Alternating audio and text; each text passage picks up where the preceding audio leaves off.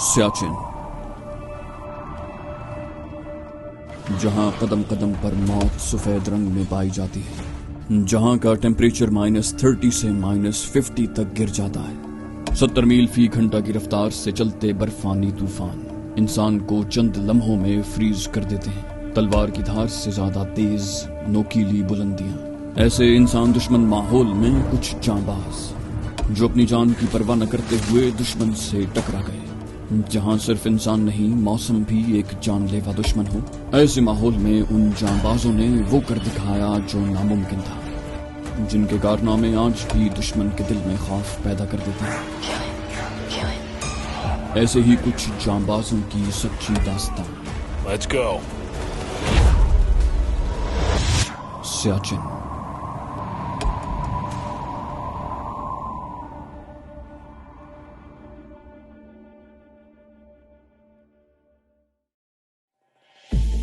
रात 8 बजे कैप्टन इकबाल की कमान में जांफरोशों का ये काफिला जानिब मंजिल चला।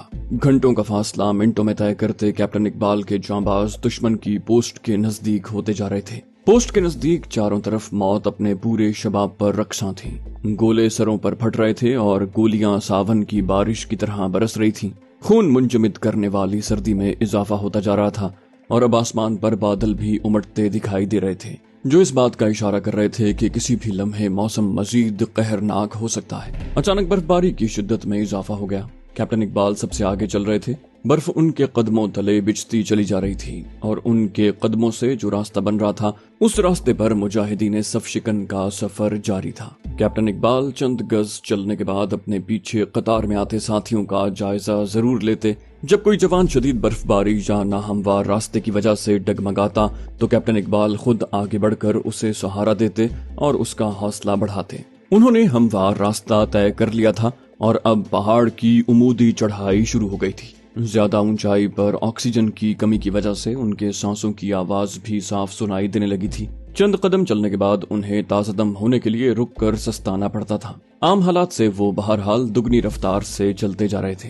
कैप्टन इकबाल कदम कदम पर उनका हौसला बढ़ा रहे थे। उनको आने वाले मार्के के लिए ज़हनी और जिस्मानी तौर पर तैयार कर रहे थे। उनकी बातों और कुरानी आयात ने गाजियों के सीनों में अलाव दहका दिए थे। चढ़ाई चढ़ते हुए उनका सांस फूलने लगा था। प्यास से हलक में कांटे चुभने लगे थे। 2-3 जांबाजों ने चाहा कि अपनी बोतलें खोलकर हलक में पानी के 2 घूंट उंडेल लें, लेकिन उनकी बोतलों में पानी जम चुका था। इस मरहले पर उनका मीर लश्कर काम आया। कैप्टन इकबाल ने अपनी जैकेट के अंदर पानी की एक बोतल इसी खदशे से महफूज रखी थी कि पानी जम न जाए। जैकेट की गर्मी ने पानी जमने नहीं दिया था। उन्होंने मुजाहिदीन के हलक में 2-2 घूंट पानी उंडेला, लेकिन खुद एक घूंट भी न पिया। फिर अपने जवानों के बजिद होने पर 2 घूंट पानी हलक में उंडेल लिया, जिससे उनके खुश्क हलक को कुछ सुकून नसीब हुआ। दुश्मन की गोलाबारी में शिद्दत आती जा रही थी।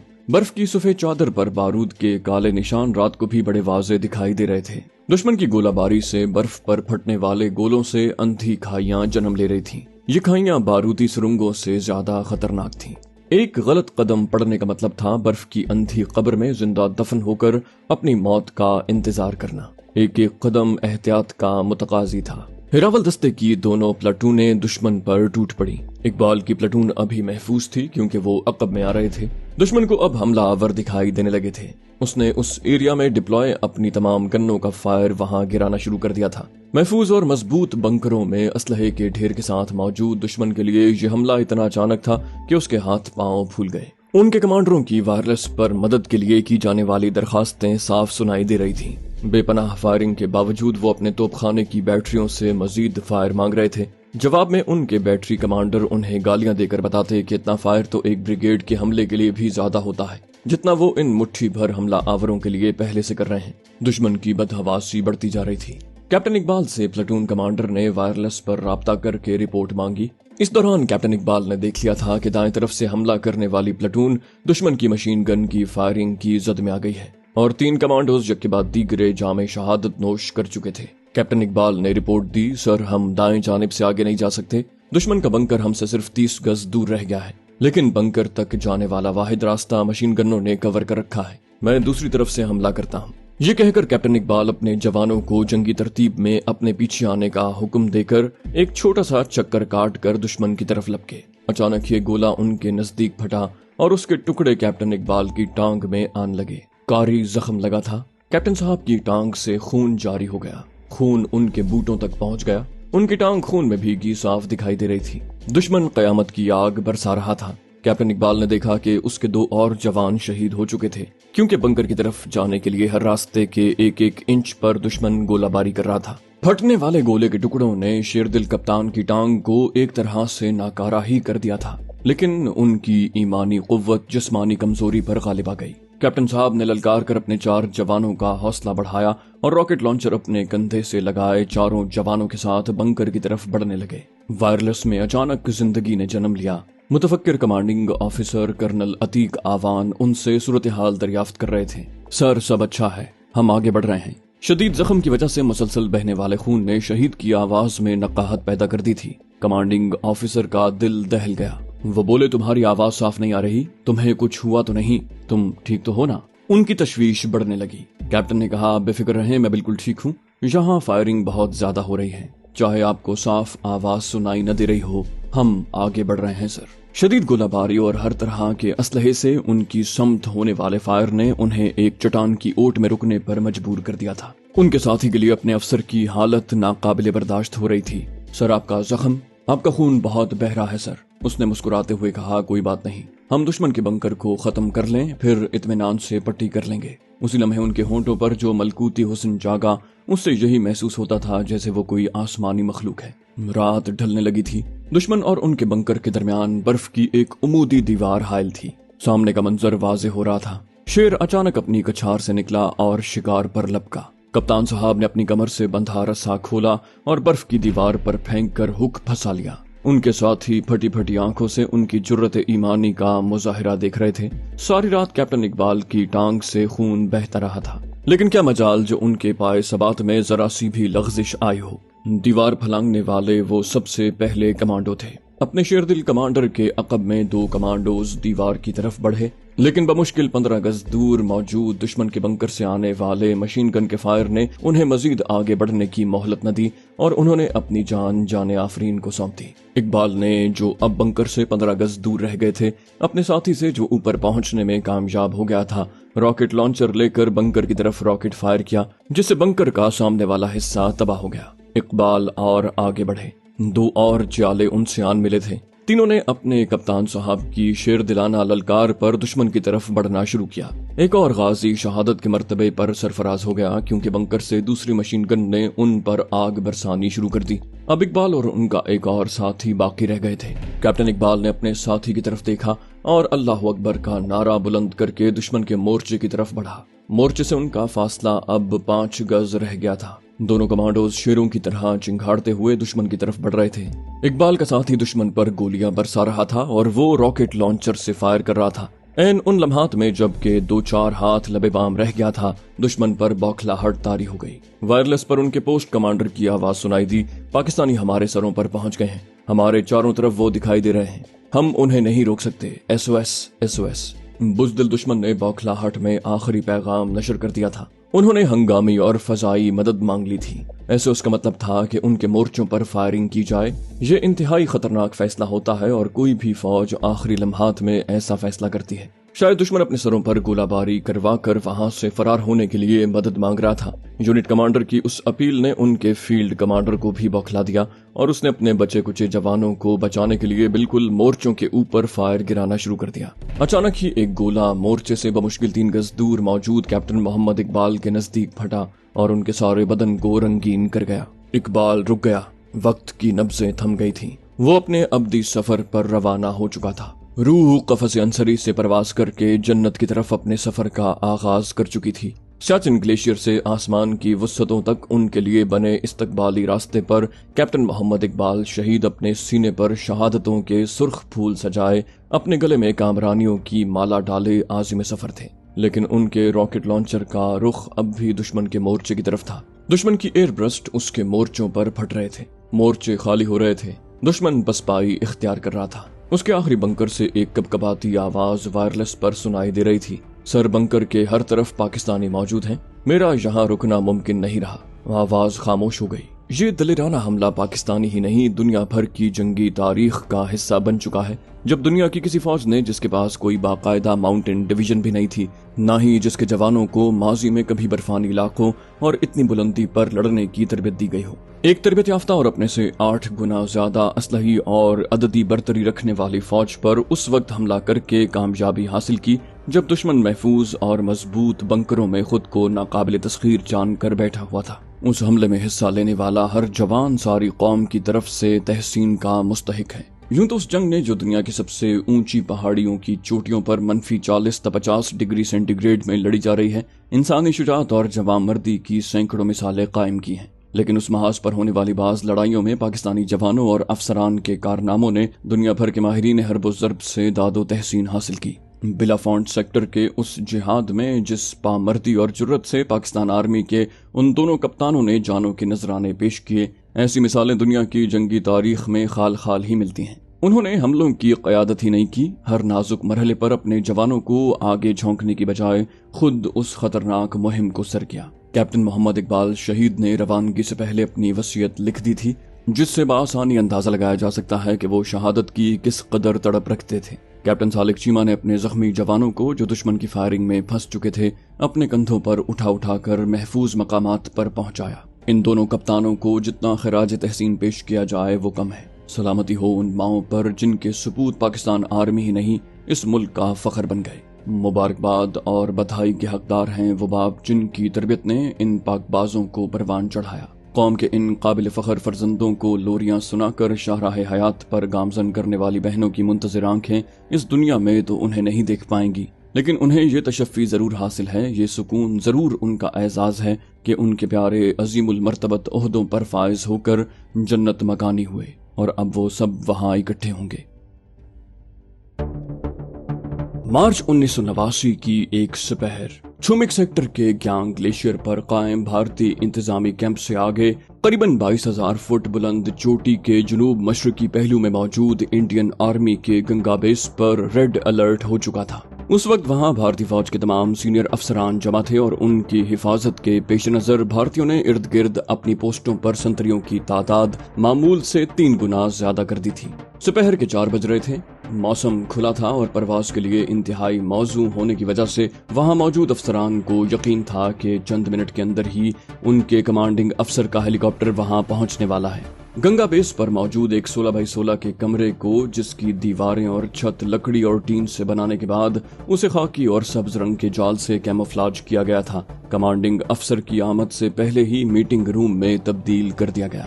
بریگیڈیئر چودھری اپنے جونیئرز کے ساتھ کمرے کے باہر آسمان کی طرف نظریں اٹھائے دیکھ رہے تھے جب ان کے وائرلیس آپریٹر نے قریباً بھاگتے ہوئے ان کے نزدیک پہنچ کر ان کی طرف اپنی کمر پر بندھے وائرلیس سیٹ کا فون پکڑا دیا۔ اس نے صرف ایک ہی لفظ کہا اور بریگیڈیئر مسٹر چودھری سب کچھ سمجھ گیا۔ اس نے فون اپنے کان سے لگایا۔ دوسری طرف ہیلی کاپٹر کا پائلٹ لائن پر تھا۔ اس سے بمشکل 2 منٹ گفتگو کرنے کے بعد بریگیڈیئر چودھری نے فون واپس اپنے وائرلیس آپریٹر کی طرف بڑھا دیا۔ اس نے انگریزی میں اپنے ماتحتوں کی طرف دیکھ کر کہا، جنرل آ گیا ہے۔ سب ماتحت خامخواہ کھڑے کھڑے تن گئے۔ Easy gentlemen.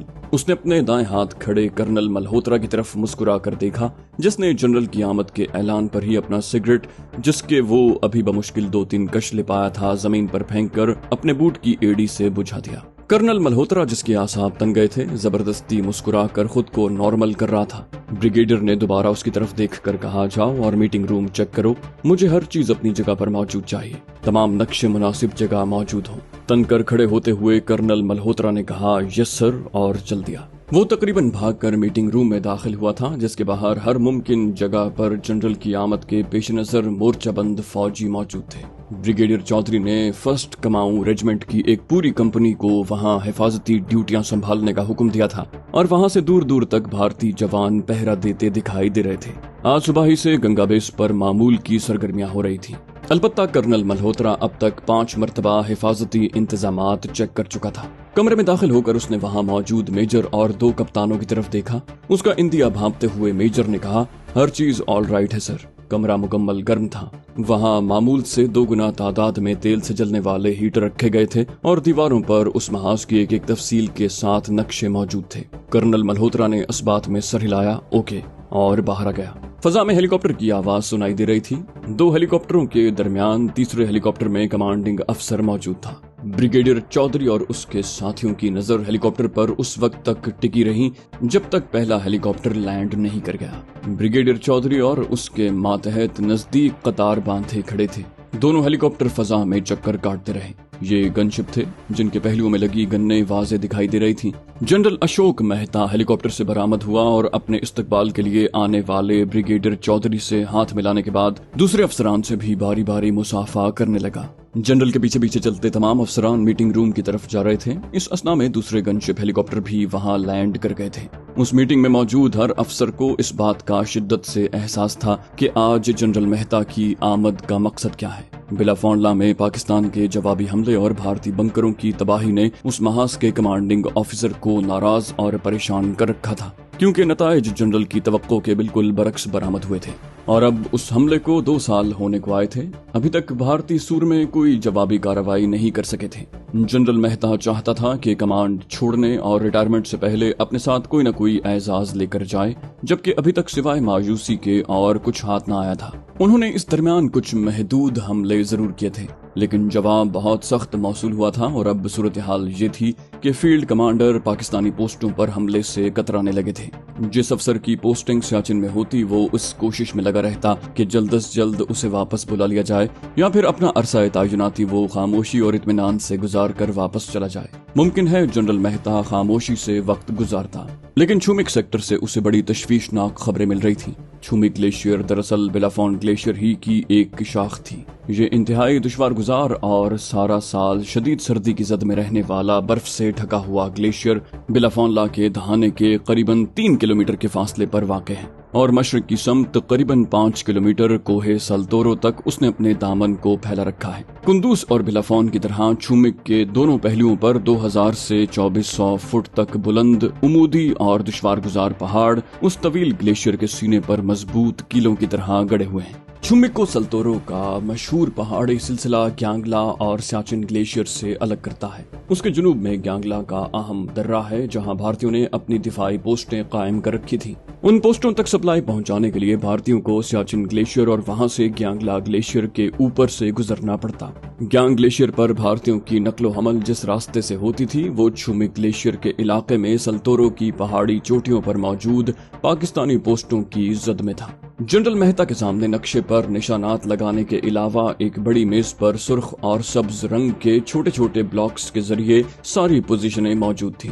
सूरत हाल वाकई परेशान कुन थी, क्योंकि पाकिस्तानियों ने उस इलाके से उनकी सप्लाई के रास्ते बंद कर दिए थे। अब वहां मौजूद पोस्टों को सिर्फ हवाई जहाजों के जरिए सप्लाई मुमकिन थी, लेकिन मौसम की उमूमन खराबी की वजह से अक्सर ऐसा मुमकिन नहीं होता था। उसके अलावा जहां हवाई जहाज या हेलीकॉप्टर सप्लाई फेंकते थे वो ड्रॉपिंग जोन अक्सर पाकिस्तानी दीदबानों की उकाबी नजरों में आ जाते। ऐसे मुताद्दिद वाकयात हुए जब ड्रॉपिंग जोन में गिरने वाला उनका सामान उठाने के लिए जो भारतीय जवान वहां तक पहुंचे वो पाकिस्तानी तोपों के गोलों की भेंट चढ़ गए। ब्रिगेडियर मल्होत्रा जनरल मेहता को सारी सूरत हाल समझा रहा था।